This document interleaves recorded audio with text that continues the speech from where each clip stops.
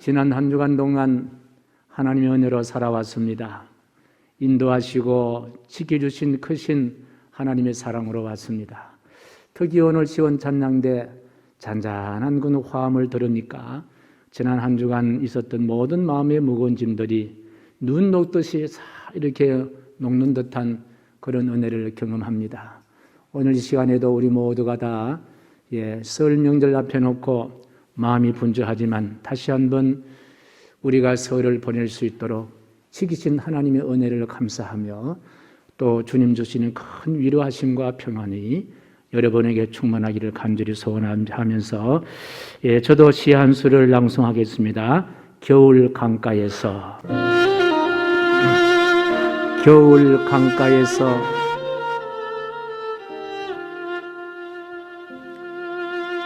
흘러가버린 세월 앞에서 세월보다 먼저 잊혀진 사랑이지만 사랑보다 앞선 기다림은 사무치는 그리움 때문입니다.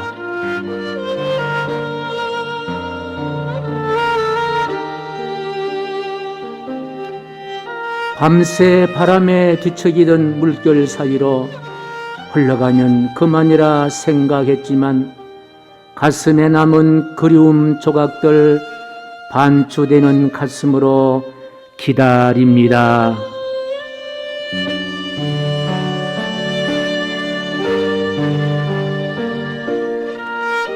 흘러간 세월 돌아오지 않았는데 내려놓지 못한 낡은 세월들 맨살 드러낸 가지 끝에라도 꽁꽁 묶어 두고 떠나렵니다.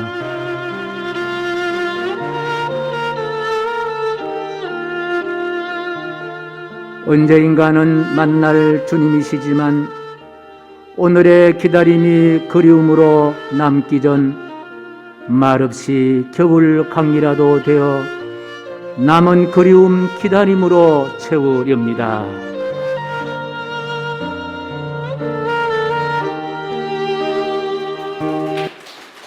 겨울 강둑에 있는 매와 나무들은 봄을 기다릴 것입니다. 봄이 와야만이 꽃을 피울 수 있기 때문인 줄로 믿습니다. 우리는 예수 그리스도를 기다립니다. 주님 오셔야만이 내 마음의 무거운 짐들, 우리 가정의 여러 가지 문제들, 자녀 앞길을 형통케 하실 그분이 바로 주님이시기 때문인 줄로 그렇습니다. 설 명절 앞에 놓고 설레는 마음으로 고향길이 바쁜 우리들이지만 오늘 예배 드릴 때에 주님 만나서 주님 주시는 위로하심과 평안이 먼저 우리 속에 가득 차기를 주님의 이름으로 간절히 축복합니다. 저는 작년에 시편을 통해서 4번에 걸쳐서 설교를 했습니다. 시편은 구약 성경을 분류했을 때의 시가서에 속합니다. 이 시가서는 하나님의 간섭에 대한 우리 사람들의 반응을 시적인 장르를 통해서 표현한 말씀들입니다. 시편은 구약 성경에서 아주 사랑을 받는 그런 책이기도 합니다. 시편은 모세 때에 500년에 걸쳐서 기록된 유명한 책이기도 합니다. 우리가 시편을 읽으면은 하나님이 인간을 통하여 받으실 최고의 영광을 경험할 수 있게 되고 함께 하나님 앞에 예배하는 것이 얼마나 큰 즐거움이고 그리고 때로는 형용할 수 없는 하나님을 향한 찬양의 감동을 경험할 수도 있습니다. 때로는 처절한 참회의 아픔과 탄식의 눈물 골짜기를 걸을 때도 있습니다. 때로는 은혜의 강에 깊이 잠겨서 쉴 만한 물가와 푸른 초장을 경험하기도 하는 것이 바로 시편입니다.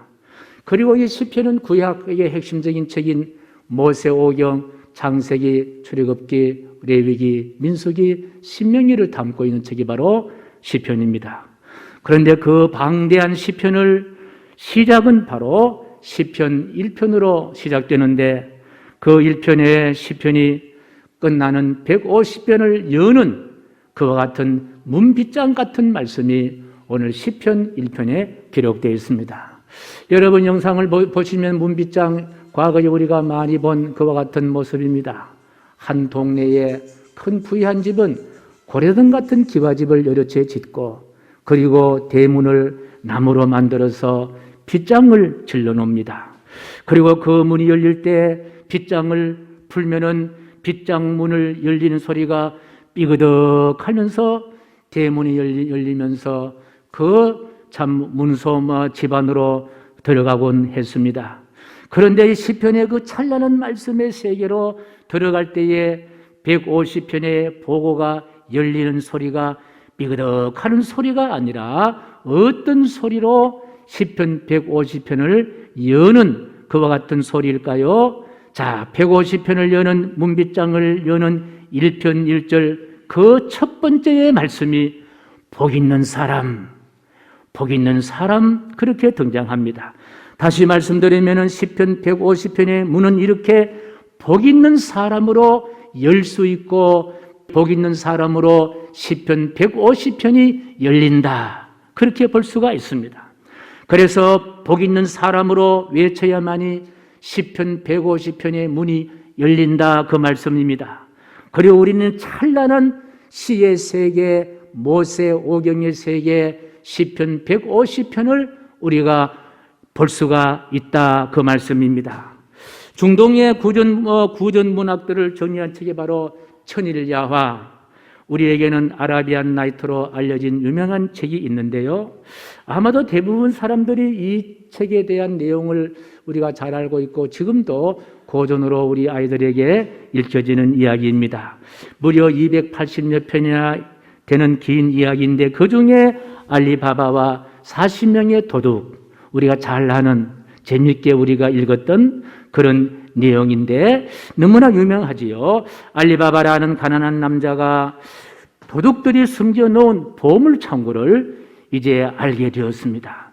그리고 보물창고의 입구는 큰 바위로 이렇게 막혀 있는데 그 문을 여는 주문을 도둑이 들어올 때에 이 알리바바가 나무 뒤에 심어서 그걸 들은 거예요. 그 주문이 여러분 무엇인지 아시죠? 어린아이들도 알고 있는데 우리 다 같이 한번 외쳐볼까요? 주문이 뭡니까? 아유, 너무 잘하시네요.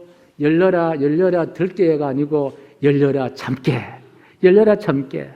요즘 우리 어린아이들도 열차를 탈 때에 엄마가 야 열려라 참깨 해라 그렇게 해서 그런 이야기를 합니다마는, 자 그렇다면은 도둑들이 숨겨놓은 보물창고와 비교가 되지 않는 하나님이 하늘 보화를 담아 놓은 시편 150편을 여는 주문이 무엇일까요? 그 주문이 바로 복 있는 사람, 복 있는 사람이라는 거예요.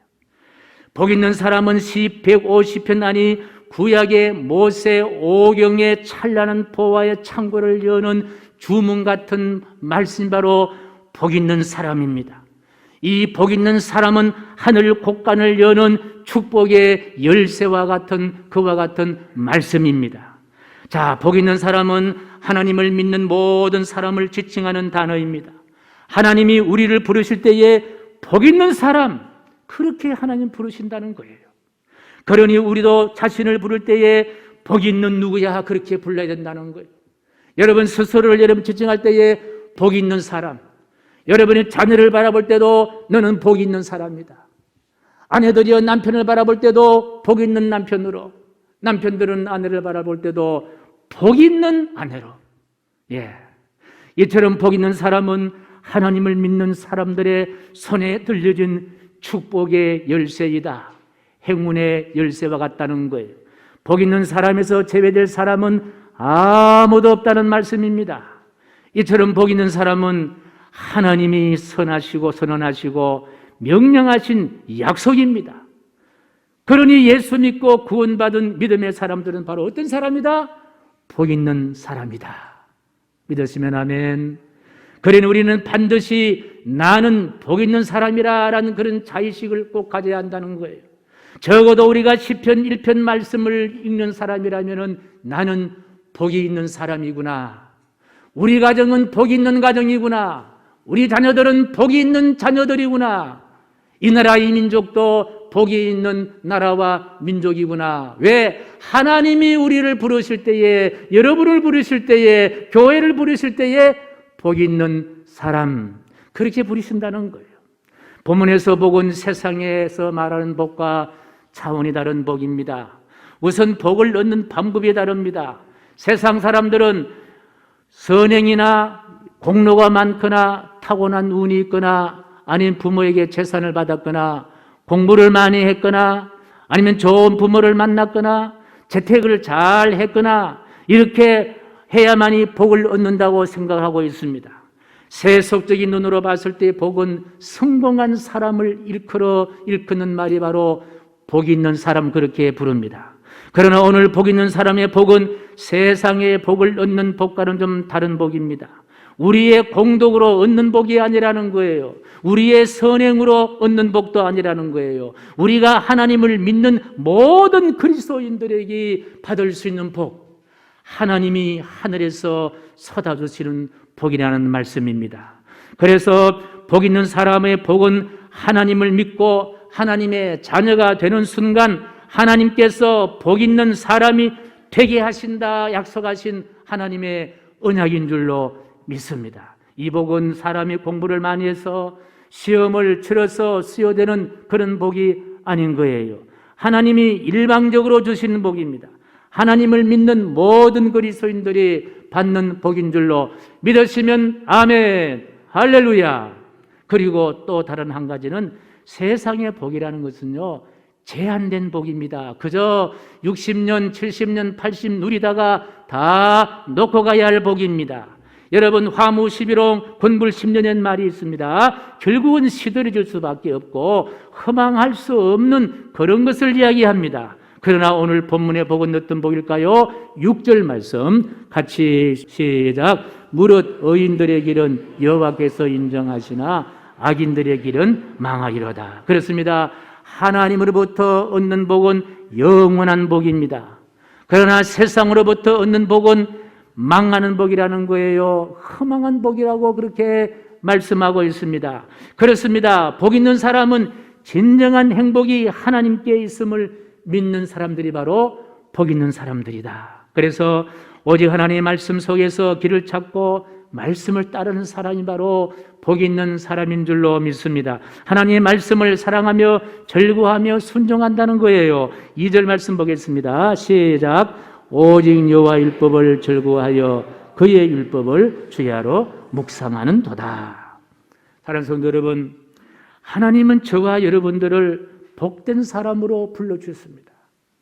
비록 복을 받을 행위는 없다지만 복을 누릴 자격도 없고 복을 또 우리가 간직할 준비도 되어 있지 않지만 우리를 복 있는 사람으로 불러주신 거예요. 복 주시는 하나님이 우리를 향하여 너는 복 있는 사람이라고 말씀하시는 데에, 그럼 우리는 복 있는 사람이에요? 복이 없는 사람이에요? 자, 우리가 복 있는 사람이에요. 복 주시는 하나님이 우리를 복되게 말씀하신 거예요. 그럼 비록 우리가 복이 없다 하더라도 하나님이 채워주신다, 안 채워주신다? 채워주시는 거예요. 내가 복이 없다 하더라도 필요한 복을 누가 주시느냐? 하나님이 채워주신다는 거예요. 하나님이 우리를 향하여 복 있는 사람이라고 말씀하시는 거예요. 아, 목사님, 저는 복이 없습니다. 절대로 그렇게 생각하지 마십시오. 복 주시는 하나님이 우리에게 말씀하십니다. 너는 복 있는 사람이다. 그렇습니다. 복 있는 사람은 하나님의 손길에서 누리는 복입니다. 하나님의 손길에서 누리는 복 있는 사람을 오늘 본문의 시인은 아주 아름답게 메타포를 사용하시면서 이렇게 설명하시는데 3절 말씀이요. 자, 3절 시작. 그는 시냇가에 심은 나무가 철을 따라 열매를 맺으며 그 잎사귀가 마르지 아니함 같으니 그가 하는 모든 일이 다 형통하리로다. 눈이 번쩍 뜨이시죠? 자, 하나님이 저께서 복 있는 사람을 설명하시는데 복 있는 사람은 시냇가에 심은 나무가 철을 따라 열매를 맺고 그리고 그 잎사귀가 마르지 아니하고 그가 하는 모든 일이 다 형통하리로다. 그런데요, 여기에 시냇가가 참 재밌는 단어입니다. 요 시냇가는요, 시냇가는 자연적으로 만든 시냇가가 아니라 어떤 사람이 목적을 가지고 땅을 파서 시내를 만들어서 거기에 물을 흘러보내는 그와 같은 시냇가라는 말씀입니다. 그러니 시내를 만들 때에 쉽게 만들어지지 않습니다. 땅을 파다 보면 파이브도 나올 수가 있고 또 나무 뿌리도 나올 수도 있고 또 장애물들이 얼마나 많은지 알 수가 없습니다. 그러나 이 시냇가를 만드는 주인이요, 땀을 뻘뻘 흘리면서 시냇가를 만드는 거예요. 왜 그렇습니까? 이 시냇가를 통하여 나무가 자랄 수 있는, 열매를 맺을 수 있는 물을 흘러보내서 그 물을 통하여 나무에 잎이 피게 하고 꽃이 피게 하고 열매를 맺게 하시기 위한 줄로 믿습니다. 그리고 이 말씀을 읽으면요, 저의 귓가에 시냇물 소리가 절절절절 흐르는 것 같아요. 사랑하는 성도 여러분, 여러분 이 말씀을 읽으실 때에 여러분의 가정 속으로 흘러가는 축복의 소리를 듣기를 바랍니다. 여러분 마음속에 흘러넘치는 복의 소리를 듣기를 간절히 축복합니다. 여러분의 생업 속에, 기업 속에 이 시냇가의 축복의 물줄기가 여러분의 생업으로, 여러분의 기업으로 흘러가게 될 줄로 확신합니다. 이처럼 하나님께서 우리를 복 있는 사람으로 세우기 위해서 우리 하나님도 결코 쉽게 시냇가를 만든 것이 아닙니다. 생각해 보면요, 우리 인생 속에는 이 복을 받을 수 있는 그와 같은 요소가 전혀 없습니다. 우리가 죄악투성이 아닙니까? 우리의 참 그 조상이신 아담과 하와의 범죄로 인해서 우리는 하나님과 가까이 할 수도 없는 죄인입니다. 하나님께 쫓겨난 우리의 삶의 자리는 가시덤불과 은거기밖에 없는 거예요. 아담과 하와가 살았던 에덴 동산에서 하나님께 쫓겨나니까 그 에덴 동산이요, 절망의 동산이고 가시와 엉겅퀴가 있는 쓸모없는 땅이 되어버리고 말았습니다. 그래서 에덴이란 유토피아는 더 이상 낙원이 아니라 저주받은 땅이 되고 말았습니다.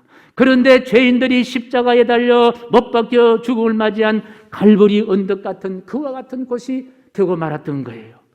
그런데 그 갈보리 언덕에 생수의 강으로 오신 예수님께서 십자가에 달려 돌아가신 거예요.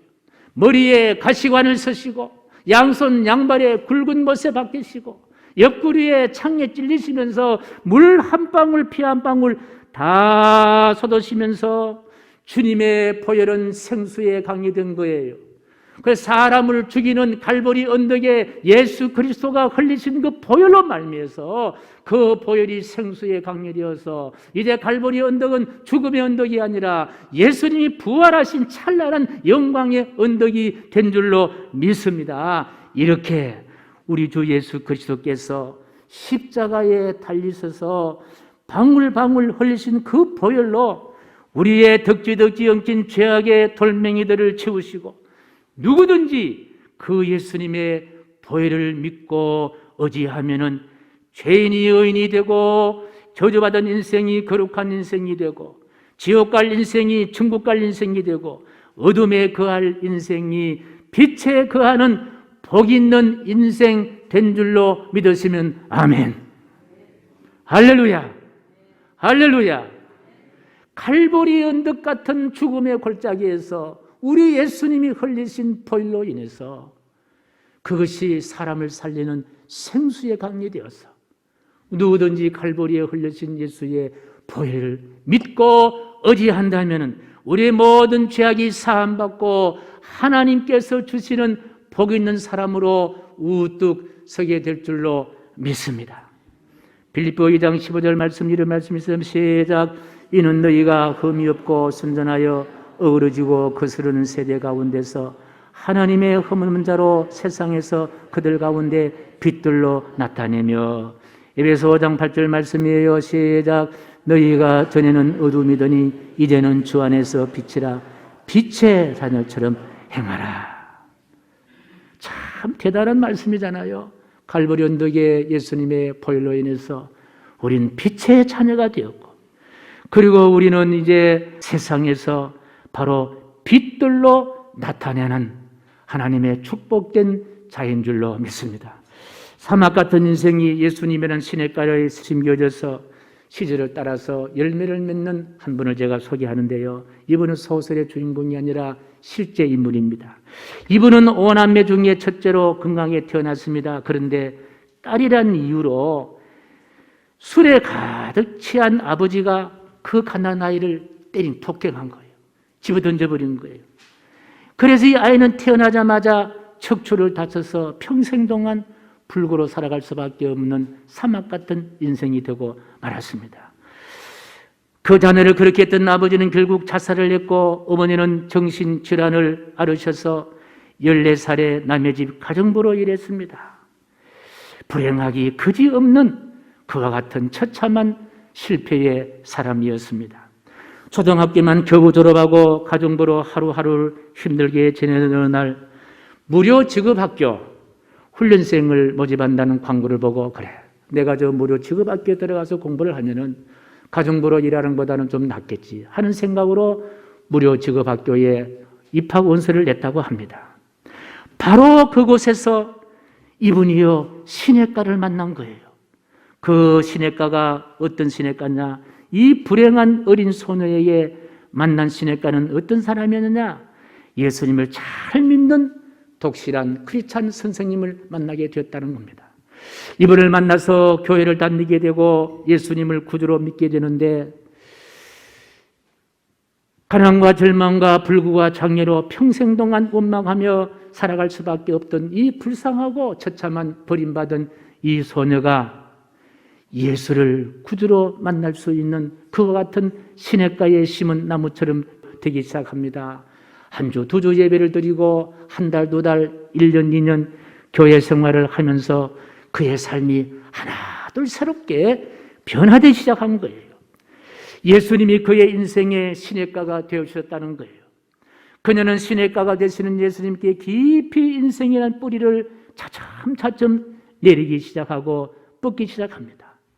그러니 어두웠던 마음의 빛이 비치고 절망적인 생각이 희망의 생각으로 바꿔지는 거예요.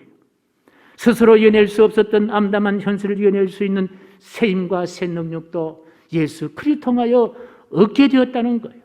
평생 장애인이란 슬픔을 안고 살아야 할 자신도 하나님의 복을 받을 수 있는 복 있는 사람이 될 수가 있다. 나도 복 있는 사람이다. 그렇게 자의식을 가지고 고백하며 살았습니다. 낮에는 기술을 배우고 밤에는 검정고시를 준비했습니다.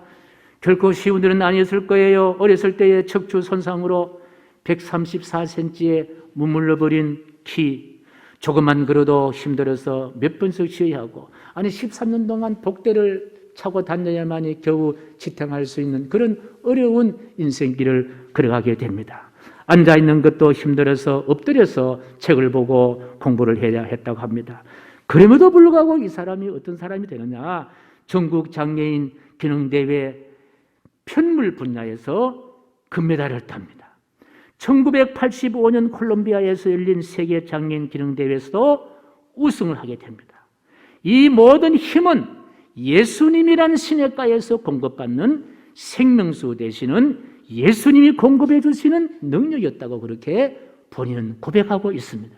그래서 어느 날 아프리카에서 가장 가난한 나라 중 하나인 보츠와나에서 직업학교에 교사를 모집한다는 광고를 보게 되고 6개월 결단하면서 단기 선교로 그곳에 가게 됩니다. 자신이 저들에게 작은 시냇가가 되어주기 위해서 14년 동안 말할 수 없는 열악한 환경 가운데 그 어린아이를 섬기기 시작했다는 거예요.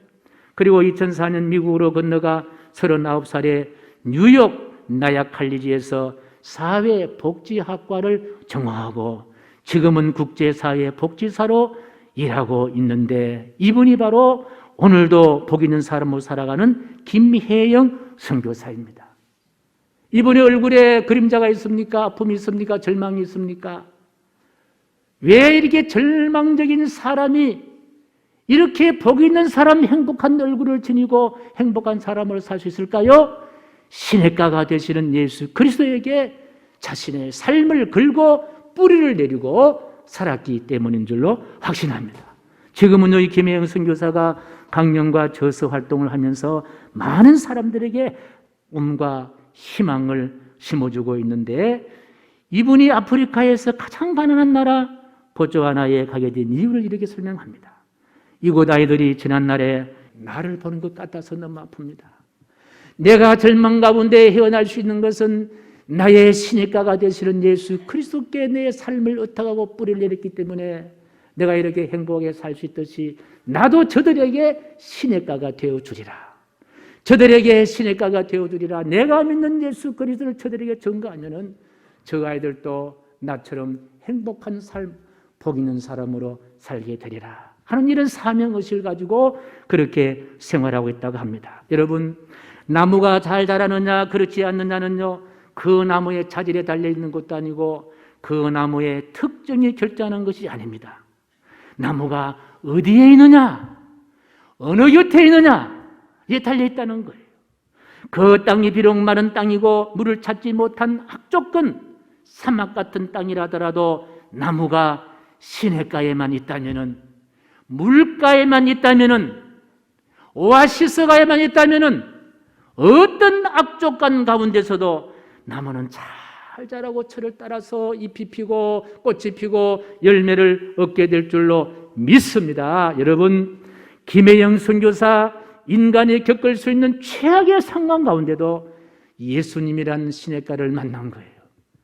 그 예수님의 시냇가에 이분이 뿌리를 내린 거예요. 그랬더니 꽃이 피고 열매를 얻고 시들을 쫓아서 풍성한 열매를 맺는 아름다운 인생, 복 있는 인생으로 살게 된 줄로 믿습니다. 사랑하는 성도 여러분, 하나님은 우리를 어떻게 부릅니까? 복 있는 사람, 그렇게 불러주십니다. 그러니 우리 앞에 어떤 불행한 사건이 왔다 하더라도, 어떤 절망적인 사건이 왔다 하더라도 잊지 말아야 될 것, 나는 복 있는 사람이야. 나는 복 있는 사람이야. 하나님이 나를 복 있는 사람으로 불러주셨다. 그러니 내가 비록 지금은 어렵다 하더라도 반드시 이 어려움을 하나님이 극복하게 만들어 주실 거야. 하나님이 나에게 복으로 채워 주실 거야. 그렇습니다. 여러분, 나는 복 있는 사람입니다. 따라합니다. 나는 복 있는 사람이다. 나는 복 있는 사람이다. 여러분의 가정도 복 있는 가정, 여러분의 사업도 복 있는 사업. 사랑하는 아내들이 남편을 바라볼 때, 저 남편은 복 있는 사람이구나. 남편들이 아내를 바라볼 때에 내 아내가 참 복 있는 사람이구나. 자녀를 바라볼 때도 저 자녀 하나님이 복되게 하시는 자녀구나. 복 있는 자녀구나. 이런 마음 속에 우리 주님께서 불러주시기를 원하시는 복 있는 사람이야. 그 복 있는 사람의 자의식을 잊지 않기를 주님의 이름으로 간절히 축복합니다. 나는 복 있는 사람이다. 이 소리가 여러분의 가슴에 메아리로 들리기를 간절히 축복합니다. 나는 복 있는 사람이야. 이 소리가 여러분 마음 속에 울려나오는 웅변이 되기를 주님 이름으로 간절히 축복합니다. 그리고 복 있는 사람의 결론 3절 하반절인데요. 시작. 그가 하는 모든 일이 다 형통하리로다. 여러분, 누가 이런 말을 할 수 있습니까? 하나님 안에 들어와서 그 인생의 삶의 뿌리를 하나님에 두고 또 인생의 목적과 삶의 방향이 바뀐 자만이 부를 수 있는 노래, 그가 하는 모든 일이 형통하리로다. 내가 하는 모든 일이 형통하리로다. 어떤 가뭄에도 마르지 않는 시냇가 인생으로 바뀌어 주실 줄로 믿습니다. 우리 옆 사람에게 이렇게 한번 이야기하겠습니다. 잘 되고 있습니다. 잘 되고 있습니다. 예. 이건 어떤 주문이 아니에요. 하나님이 우리를 잘되게 만들어 주신다는 거예요. 복 있는 사람 만들어 주신다는 거예요. 할렐루야. 하나님께서 오늘 저와 여러분을 향하여 아름다운 열매로 풍성한 복 있는 사람이라 하나님은 불러주십니다. 여기 한 그루의 나무가 있다면 그 나무의 축복은요, 다른 게 아니에요. 뭐 품종이 어떻고 재질의 문제가 아니라 그 나무는 시냇가에 심기워지는 것이 아마 가장 바람일 거예요. 오늘 저와 여러분도 이 나무처럼 우리의 축복의 시냇가이신 그리스도 예수님, 그 예수님의 몸인 교회, 성전에 우리의 뿌리를 두고 살 때에 반드시 하나님은 우리를 복된 사람 만들어 주시고 복 있게 하여 주실 줄로 믿습니다. 여러분 한 분 한 분이 시냇가 되시는 예수님께 옮겨 심으시기를 간절히 축복합니다. 그래서 메마른 광야에서 생명수가 흐르는 그런 삶이 되시기를 주님의 이름으로 간절히 축복합니다. 그렇게 할 때에 악인의 길에서 의인의 길로, 망하는 길에서 형통의 길로, 바람에 나는 겨와 같은 인생이 창고에 들이는 알곡 같은 인생으로, 가치 없는 인생을 최고의 가치 있는 인생으로 하나님이 만들어 주실 줄로 확신합니다. 자, 우리는 날마다 성경의 이름과 같이 우리 삶의 생수의 강으로 오신 그 예수 그리스도로 충만하기를 간절히 소원하면서 요한복음 7장 37절 38절 말씀을 듣습니다. 시작. 명절 끝날 그 큰 날에 예수께서 서서 외쳐 이르시되 누구든지 목마르거든 내게로 와서 마시라. 나를 믿는 자는 성경 이름 같이 그 배에서 생수의 강이 흘러오리라 하시니. 이제 이틀 후면은 설 명절을 맞이합니다. 모이는 가정마다 생명수 흐르는 시냇가 되시는 예수님 가운데 잘 모시고 온 가족들이 시냇가에 심은 나무처럼 행복의 열매, 기쁨의 열매, 정다운 열매 한나름 나눌 수 있는 멋진 설 명절 되시기를 주님의 이름으로 간절히 축복합니다. 하나님이 우리를 복 있는 사람으로 만드셨으니 2022년도 새해는 복에 복을 더하시고 큰 복을 얻을 수 있는 역사를 이룩하시기를 주님의 이름으로 간절히 축복합니다. 새해에 복 많이 받으시기를 소원합니다. 존귀하신 하나님, 우리를 복되게 해주셨은 하나님, 올 한 해 동안 우리 성도님들에게 하늘의 신령한 복, 땅에 기름진 복, 형통의 복, 건강의 복을 허락하여 주옵소서. 예수님의 이름으로 축복하오며 기도하옵나이다. 아멘.